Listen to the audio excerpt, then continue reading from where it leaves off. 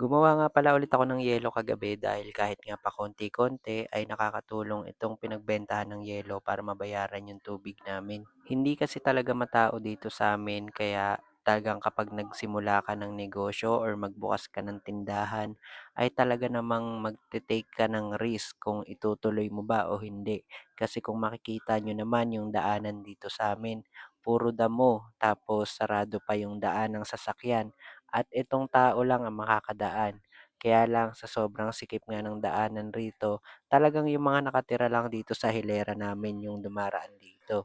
Tapos sa kabila, dun yung maraming sasakyan na dumadaan. At dahil nga simula na nagkasakit si mama ay hindi na ako nakapagtrabaho kaya nagbukas pa rin ako ng tindahan dito sa bahay namin. Kaya sa mga nakapanood na ng halos lahat ng vlog ko ay talaga namang hindi nagtatagal yung mga tinitinda ko. Dahil nga, paano ka makakapagtinda ng tuloy-tuloy kung wala naman ding bibili sa'yo? Pero dahil nga wala akong choice at nandito ako sa bahay dahil nag-aalaga ako ng lola ko na may sakit at tita ko na may psychological disorder, kailangan kong magpatuloy at magtiyaga, pati na rin ng sumubok kahit ilang beses madapa.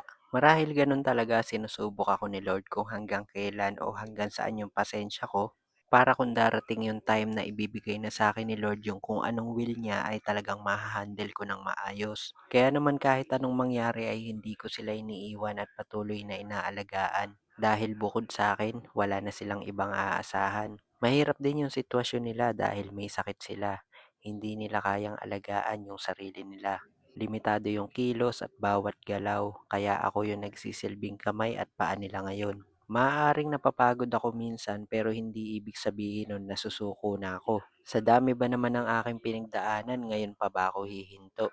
Kaya naman kahit saan, kahit anong oras ay patuloy ako nagdadasal. Pinapanalangin ko palagi na sana ay bigyan pa ako ng sapat na gabay at lakas ng katawan.